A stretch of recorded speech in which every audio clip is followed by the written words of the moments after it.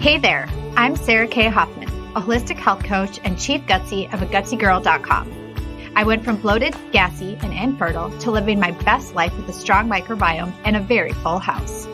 On this show, no topic is too stinky to discuss, and everything can be broken down into practical, digestible takeaways.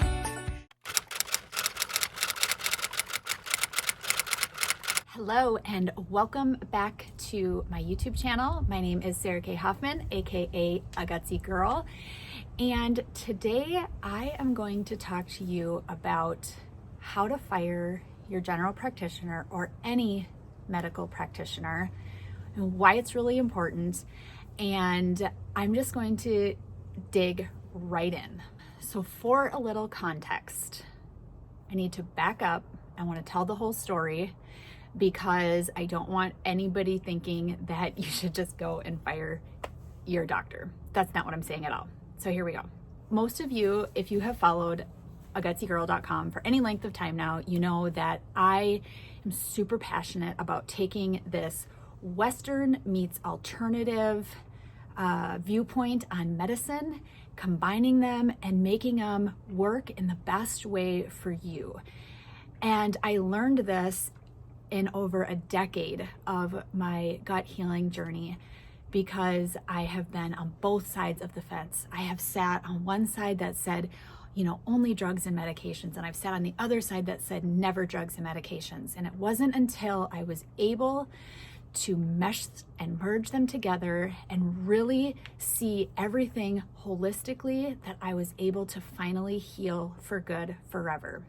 So these days, it's really hard for me to understand being real staunch on either side of the coin. Having said that, I want to tell you and I want to share about what happened to me this week. So I take an alternative medication called LDN, which stands for low dose naltrexone. I have an entire post on it on my website. You can read all about it. And I also take an alternative medication, alternative-ish, I would say, medication for thyroid, which is NP thyroid.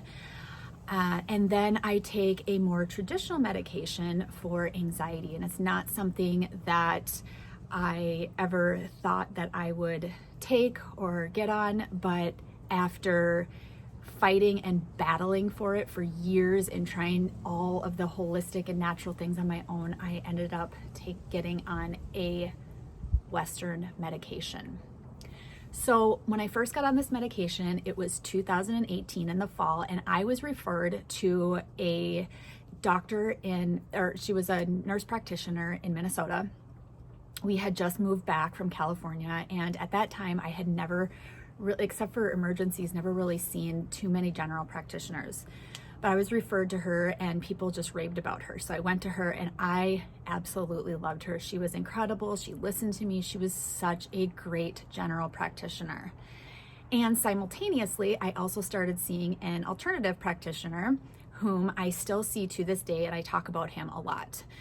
So I decided that the blend would work best. General practitioner that I saw, she listened to me. She helped me find the right medication, the right dose. She helped me find the right therapist. She helped me with all the things, and I truly adored her. And then I went one day and she told me she was moving. And it was pretty early on in our relationship. And so at that point, she said that I would be getting a new practitioner, but I really didn't need to see anyone anytime soon because everything was controlled. I was doing really well.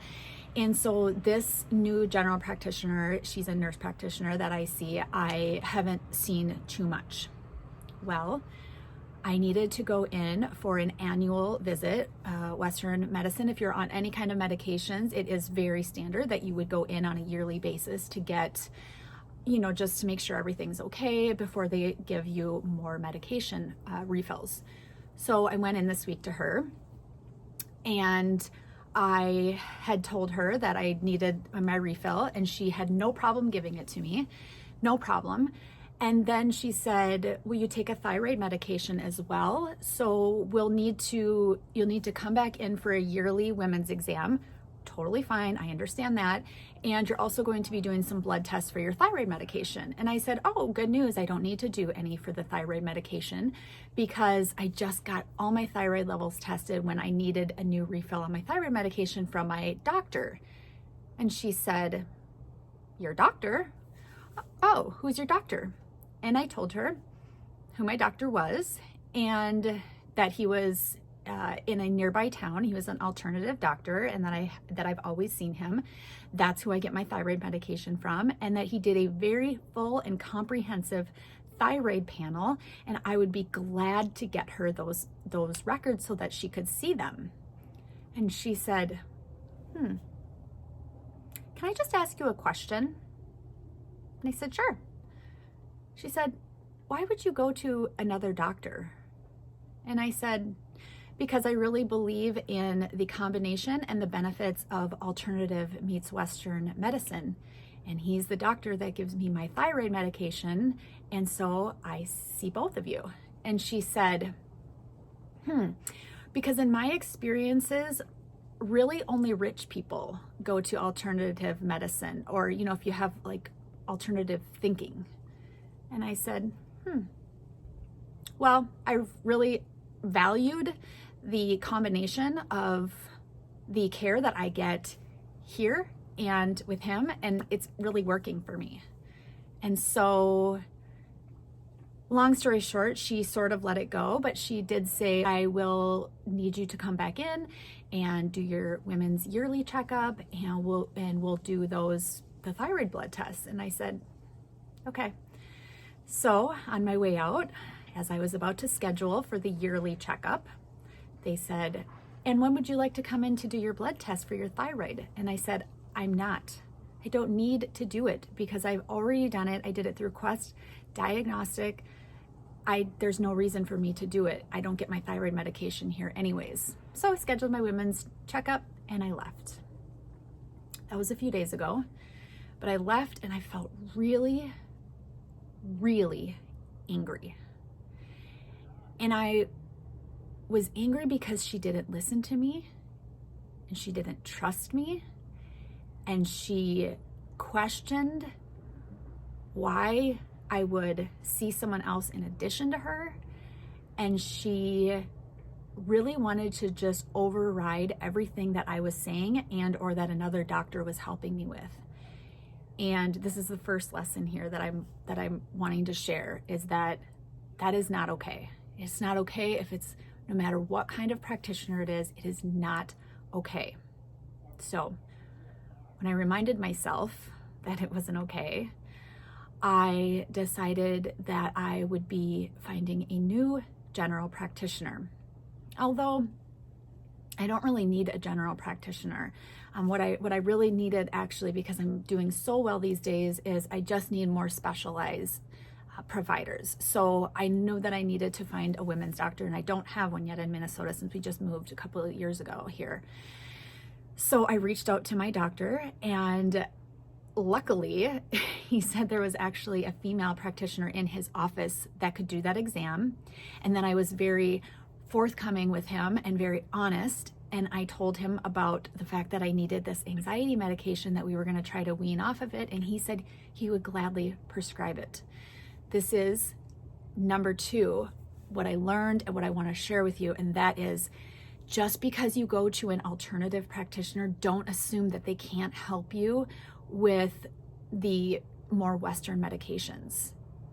See, if you're going to a legitimate alternative doctor, they're still a doctor at the end of the day. They've done all the same schooling. They have the same certifications, most of them, not all of them, but if it's legitimate and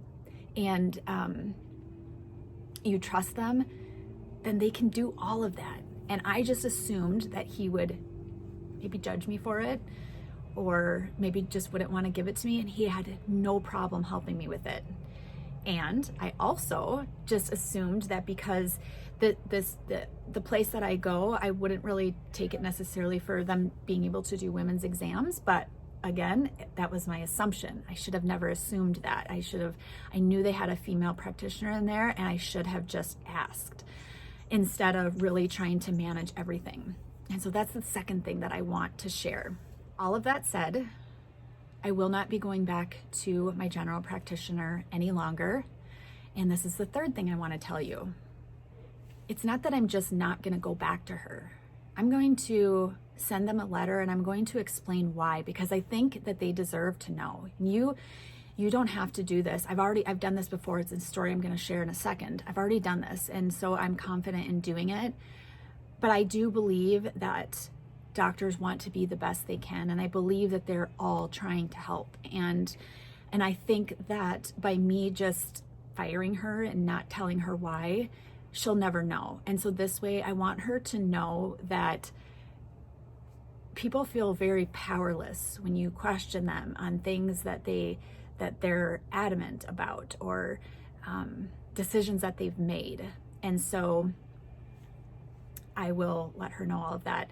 The reason I'm able to say that is because this is something else that I thought was really important to share, along with this whole message about empowering you as a woman in your medical decisions, your medical choices, for your gut health and for your entire health. The other thing that's I wanted to share is this isn't just about alternative versus Western, in no way, shape, or form. The first time this ever happened to me was the day after we transferred the 2 embryos back into me for the final stage of our IVF process. And the 8 that had not been retrieved burst, so I ended up in the ER. And that's a whole story. You can find that on my website as well. But I'll never forget, because going through the IVF process, I used Western doctor, Western medicine. I did all the things. And when I ended up in the ER that day, it was also Western, because that's what you do. When you don't know what else to do and you need help immediately, you go to the emergency room, and that's a Western doctor, right? Almost always. And so as I'm laying there in the bed, absolutely miserable, pain medications, and this doctor had just done a CAT scan on me. She was trying to understand if maybe my appendix was bursting. I told her no. I told her that I didn't think so. Maybe she should call my IVF doctor. She said to me, she looked at me and said, "This is what happens when you do IVF." And I will never, ever, ever forget that moment and the shame that I felt around making a choice, i.e. IVF, for me and for what my husband and I wanted, and feeling shame around that, and feeling like this happened because of that and because of what this other doctor did. And so there was this direct conflict, right within one kind of thinking of medicine. This doctor, this ER doctor, she did not want to call my IVF doctor. She wanted nothing to do with that. She just wanted to do her own thing, even though I had told her, please just call her before you do anything. And so after that happened, I was devastated, because obviously the IVF, didn't work. It was pretty traumatic. And so instead of just letting that slide as well, I ended up writing a letter to the CEO of that hospital, just really sharing my concerns around, the shame and the guilt that was felt that day, based on things that were truly out of my control. And so all of this to say is that if and when you feel like you are not being heard, you're not getting the care that you need, you're listening and being fed comments that should never be made to you in any situation, much less in a medical situation, you have every right to fire that practitioner. It might not be a nurse practitioner, it might not be a doctor, it could also be a nutritionist or a health coach or whatever. But you are empowered to own your own health. You are empowered to listen to your gut and do the things that you need to do in order to get well. And nobody else gets to decide that for you and decide how you get there. So I hope you've enjoyed this. I hope you've picked up a thing or two or seven, because it's really important. And if you have any questions, I'm always happy to answer. Leave comments below and come hang out on AGUTSYGIRL.com.